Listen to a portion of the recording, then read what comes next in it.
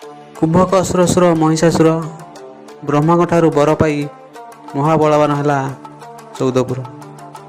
ବ୍ରହ୍ମାଙ୍କୁ ସେବା କରି ବର ମାଗିଲା, ମୋତେ କେହି ମାରିପାରିବେ ନାହିଁ। ସଂସାରରେ ଯେତେ ନର ଗନ୍ଧର୍ବ ଦେବତା ଅଛନ୍ତି କେହି ମାରିପାରିବେ ନାହିଁ। ନାରୀ ତ ଅବଳା ଦୁର୍ବଳା, ସେମାନଙ୍କର କ'ଣ ଏତେ ବଳ ଅଛି ଯେ ସେ ବର ମାଗିବି? ନାରୀଙ୍କୁ ଅବଳା ଦୁର୍ବଳା କହିଲା। ବ୍ରହ୍ମା ତଥାସ୍ତୁ ବୋଲି କହିଲେ। ମହିଷାସୁର 33 କୋଟି ଦେବତାଙ୍କୁ ଯୁଦ୍ଧରେ ଜିଣିଲା। ଦେବତାମାନଙ୍କୁ ପାଦେ ଖଟାଇଲା। ଦେବତାମାନେ ଅସୁରର ଅତ୍ୟାଚାର ସହିପାରିଲେ ନାହିଁ। ସକଳ ଦେବତା ହୋଇଲେ ଏକ ମୁଖ, ଡାକିଲେ ହିଁ ନାରାୟଣ ରଖ। ମହିଷାସୁର ବହୁତ ଉତ୍ପାତ ହେଲା, ଆମ୍ଭକୁ ବହୁତ କଷ୍ଟ ଦେଲା। ସ୍ୱର୍ଗ ଛାଡ଼ି ଆମ୍ଭେ ପଳାଇ ଆସି ଅସୁର ଭୟରେ ଆମ୍ଭେ ଲୁଚିଛୁ। ଦେବତାମାନଙ୍କ ଡାକ ଶୁଣି ଭଗବାନ ଚିନ୍ତା କଲେ, ଅସୁର ବର ପାଇଛି, ନାରୀର ଜାନୁ ଯୌବନ ଦେଖିଲେ ମରିବ। ଜନ୍ମ ହେଲେ ନିଶ୍ଚୟ ମୃତ୍ୟୁ ଅଛି। ଏହା ଭାବି ପ୍ରକୃତି ଦେବୀଙ୍କୁ ସୃଷ୍ଟି କରିଲେ। ଆଦି ମାତାଙ୍କୁ ଚିନ୍ତା କଲେ। ମାତା ଆଦିଶକ୍ତି ଆବିର୍ଭାବ ହେଲେ। ମାତାଙ୍କୁ ନାରାୟଣ ଆଦେଶ ଦେଲେ, ମର୍ତ୍ତ୍ୟପୁରକୁ ତୁମ୍ଭେ ଯିବ, ମହିଷାସୁରକୁ ତୁମେ ମାରିବ। ବର ପାଇଛି ସେ ମହିଷାସୁର, ନାରୀର ଜାନୁ ଯୌବନ ଯେବେ ଦେଖିବ, ନାରୀର ମରଣ ହୋଇବ ତାହାର। ଏ କଥା ଶୁଣି ଯୋଗମାୟା ଦଶଭୁଜା ବେଶକୁ ଧରିଲେ, ମର୍ତ୍ତ୍ୟରେ ଯାଇ ପ୍ରବେଶ ହୋଇଲେ। ସୁବର୍ଣ୍ଣଗିରିରେ ବାସ କଲେ। ଅସୁର ମାରିବା ପାଇଁ ରତ୍ନଗିରିରେ ସୁନ୍ଦର ରୂପ ହୋଇ ଯାଇ ବସିଲେ।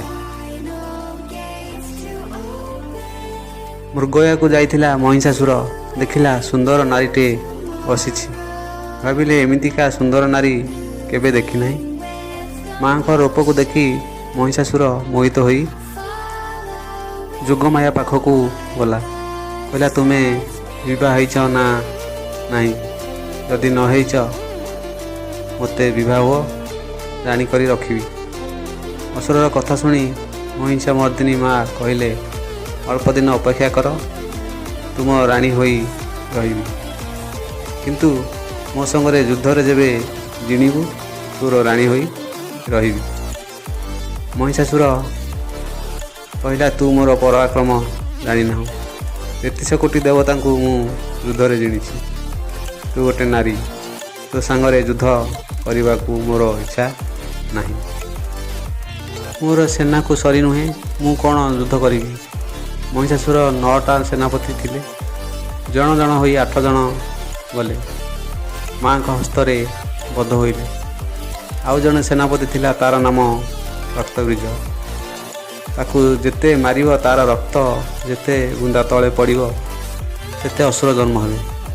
ରକ୍ତବୀଜ ଅସୁର ମା ଦଶଭୁଜାଙ୍କ ସହିତ ଯୁଦ୍ଧ କଲା। ଯୁଦ୍ଧ କଲା ସମୟରେ ମା ଦୁର୍ଗା ରକ୍ତବୀଜ ଅସୁରକୁ ଯେତେ ଥର ଆଣିଲେ, ରକ୍ତ ତଳେ ପଡ଼ିଲା। କେତେ ଅସୁର ଜନ୍ମ ହେଲେ, ରକ୍ତବୀଜ ଅସୁର ମଲା ନାହିଁ। ମାତା ବିଚାର କଲେ, ଅସୁରକୁ କେମିତି ମାରିବି? ଏହା ବିଚାର କରି ନିଜର ରୂପକୁ ପରିବର୍ତ୍ତନ କରି କୀଟକାଳ ରୂପକୁ ଧରିଲେ। ନବକୋଟି କାନ୍ତାହାନୀ ସୃଷ୍ଟି କରିଲେ। ନବକୋଟି କାନ୍ତାହାନୀ କହିଲେ, ମା ଆମକୁ କାହିଁକି ଜାତ କଲ? ମା କହିଲେ, ମୁଁ ଯେତେବେଳେ ରକ୍ତବୀଜ ଅସୁରକୁ ମାରିବି, ତା'ର ରକ୍ତ ତଳେ ପଡ଼ିବା ପୂର୍ବରୁ କାଟିଦେବ, ଆଉ ଅସୁର ଜନ୍ମ ହୋଇପାରିବ ନାହିଁ। ଏହା କହି କାଳୀ ରୂପକୁ ଧରିଲେ।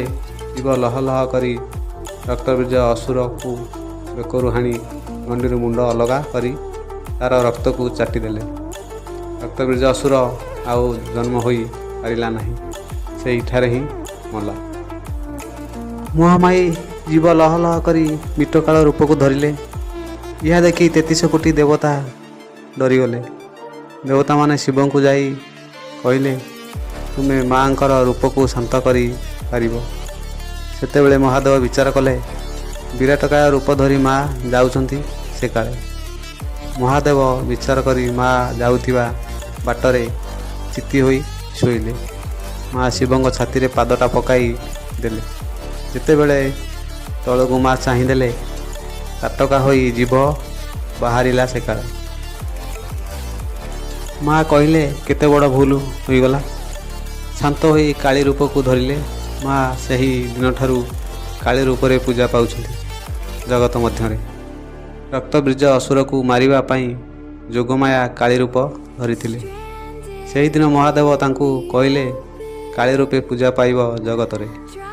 ତୁମ ସହିତ ମୁଁ ଯେ ଯିବି ଗ୍ରାମେ ଗ୍ରାମେ ବୋଲି ଦୁହେଁ ପୂଜା ପାଇବା। ରାତ୍ର ପୂଜା ଯେ ହୋଇବ ଆମର, ରାତ୍ରରେ ପୂଜା କରିବେ ନର।